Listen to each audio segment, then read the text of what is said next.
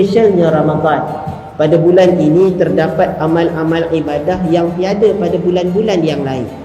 Kita sedia maklum, antara amalan ibadah yang spesialnya, yang khususnya ada dalam bulan Ramadan, sebagai contoh solat sunat tarawih.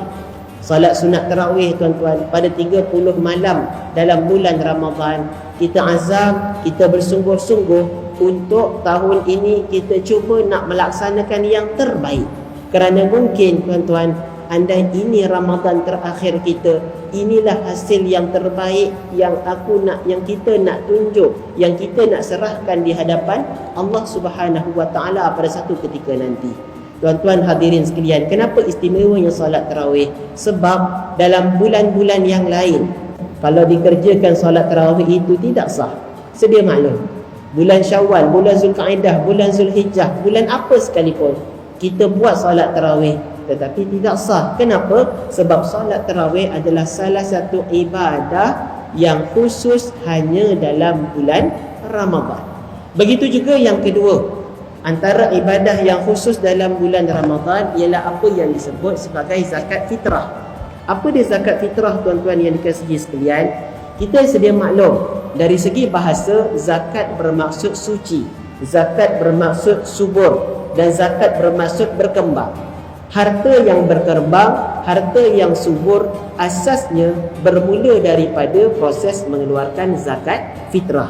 Dan kalau kita lihat tuan-tuan, zakat fitrah itu bermaksud satu kadar yang diwajibkan ke atas individu Muslim, baik lelaki maupun perempuan, yang mana ditunaikan pada bulan Ramadan dengan syarat-syarat yang telah ditetapkan.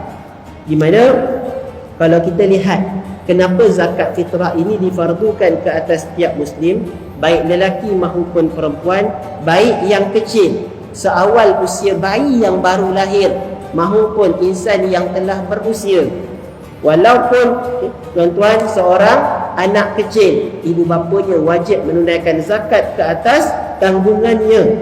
Begitu juga sekiranya hamba, wajib bagi seorang penjaga untuk melunaskan zakat bagi hambanya. Di mana apa tujuannya? Yang pertama, kita sedia maklum, zakat fitrah itu bertujuan untuk menampung kekurangan pada Ramadan, pada puasa-puasa yang kita laksanakan. Itu tujuan utama zakat fitrah. Selain daripada tujuannya jelas untuk membantu golongan asnaf, khususnya fakir dan miskin, dalam melaksanakan ibadah dalam bulan Ramadan, seterusnya bagi membolehkan mereka menyambut lebaran sama seperti kita, dengan perasaan gembira, dengan perasaan syukur, dan dengan perasaan yang positif. Seterusnya tuan-tuan yang dikasihi sekalian, Ibnu Abbas radhiyallahu anhu berkata, Rasulullah sallallahu alaihi wasallam mewajibkan zakat fitrah sebagai penyucian buat orang yang berpuasa daripada perbuatan yang sia-sia dan kata-kata yang keji, sebagai makanan buat orang yang miskin. Sesiapa yang menunaikan sebelum solat hari raya, maka ia merupakan zakat yang makbul. Apa maksud zakat yang makbul? Zakat yang makbul ialah zakat yang diterima. Maka barang siapa yang menunaikan selepas solat sunat Aidil Fitri, maka ia hanya dikira sebagai sedekah. Hadis riwayat Imam Abu Daud. Jadi tuan-tuan yang dikasihi sekalian, selaku pegawai yang ditugaskan Dai Zakat Melaka, mengajak tuan-tuan hadirin dan hadirat yang dikasihi sekalian, marilah kita mengambil peluang untuk melunaskan tanggungjawab sebagai seorang Muslim dengan membayar zakat fitrah mengikut kadar yang ditetapkan, iaitu sebanyak RM7 bagi mereka yang mengambil beras biasa sebagai makanan harian, dan juga RM14 bagi mereka yang memakan beras import atau seumpamanya, seorang pada peringkat awal Ramadan ini. Tujuannya apa?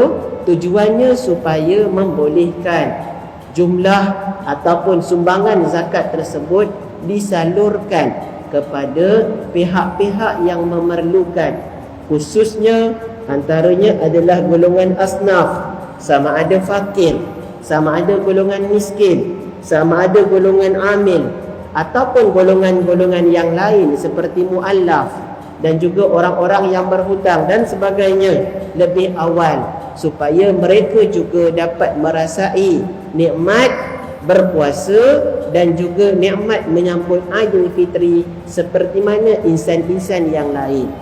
Berilah mereka peluang dan ruang, dan saya mengajak diri saya, tuan-tuan, elakkanlah daripada kita membayar zakat pada saat-saat akhir, kerana mungkin hikmahnya kita nak mengejar pahala wajib tersebut pada pagi hari raya, tetapi ia mungkin akan menimbulkan sedikit kesukaran kepada pihak amil dan pihak-pihak tertentu dalam usaha untuk memastikan agihan tersebut dapat disampaikan lebih awal kepada penerima. Jadi tuan-tuan yang dikasihi sekalian, kita sedia maklum zakat fitrah ini merupakan satu tanggungjawab yang wajib ditunaikan oleh setiap Muslim.